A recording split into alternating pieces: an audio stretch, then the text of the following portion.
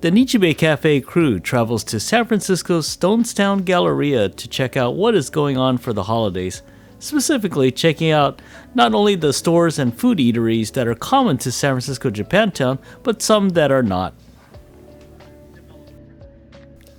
We start off at a Japantown favorite, Mochil Donuts, where they offer some extras at the Stonestown location. We chat with Felicia Rios, manager at the Stonestown location, to chat about its delicious offerings. It's been over 2 years since we opened. It's been pretty good business here. Once we opened, it was busy nonstop. Holidays are a really big time for us. Japantown is our first location where we started with our donuts. From there, we opened our Oakland location where we expanded to having cupcakes as well. This is I believe, our fourth store. With that, we've expanded our menu to we have matcha lattes. Recently started crepes about 6 months ago. We also have panna cottas, jelly drinks, a variety of little different snacks here and there. What's hot right now would have to be definitely our donuts. Our donuts are always going to be our number one seller. It's usually what people come in for. Second to that would be our crepes, really picked up. We started that back 6 months ago. We offer mochi crepes, a little bit different than the traditional crepe where we roll it up, so it's kind of like looks like an ice cream cone. Those have been really popular. Our best seller for our crepe would have to be our strawberry banana chocolate crepe with ice cream. I'd say our staple flavors would be the Fruity Pebbles, really popular among the kids. Amongst adults would be our black sesame donut, our matcha donut, and then our strawberry donut as well. Here at this location, we offer 13 flavors a month. Typically, you'll see about 6 flavors throughout the year. Those usually will always stay there. So like, for example, dark chocolate, black sesame, matcha, strawberry, just because they're so popular, we keep those on the menu along with Fruity Pebbles and cookies and cream. The other 6 to 7 flavors we change out monthly. So the first of every month we'll have a new set of flavors, and then that will go through the end of the month. I would have to say we do get a very good variety of clients. Definitely depending on the time of the day is when you'll see the fluctuation between the age of the clients. So first half of the morning, you'll see a little bit of the older clientele, just because they're here when the mall's ready to open. About around 2 to 3 o'clock when school's out, then we see a lot of students, and then 4 or 5 is when we start to get a lot more families, adults coming to the mall. Next, we meet Kelvin Chan, district manager of Marugame Udon. Its entrance is on the 19th Avenue side of Stonestown, and it features fresh udon noodles and tempura and every combination in between, it seems. To your location here? So our udon and tempura is the name. We brought every recipe, same thing from Japan. So we're very confident that our food definitely attracts most of the customers that wanted to come to visit us.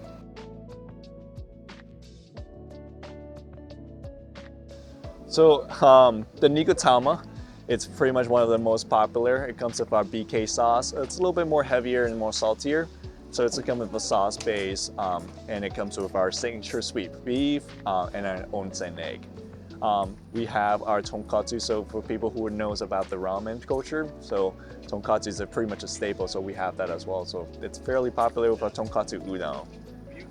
We have some couple vegan options as well. Right now we have the miso udon that's getting actually quite popular with people who have some dietary restriction. Yeah, so aside of our food, another focus was omotenashi. We believe the omotenashi stems from the Japanese culture.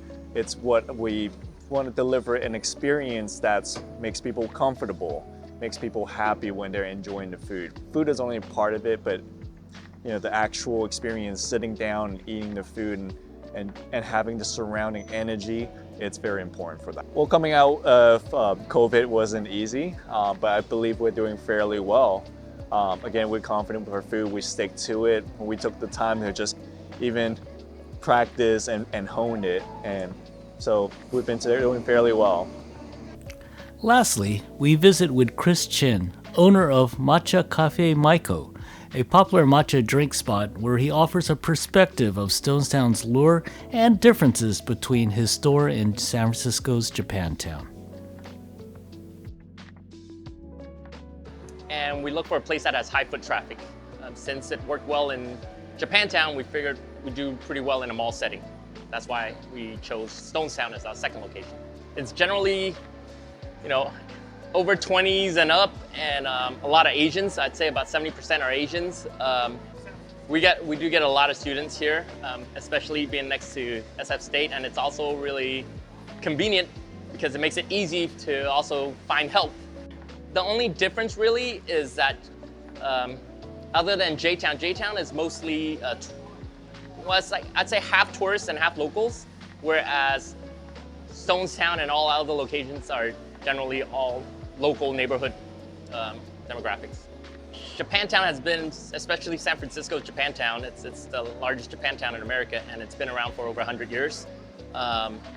It has a really strong community support from the Japanese community to keep it authentic, whereas out here at Stonestown, I mean, there is a lot of Japanese-inspired, retail, food, and entertainment that's coming, but it still doesn't have that same Japanese community kind of support over here.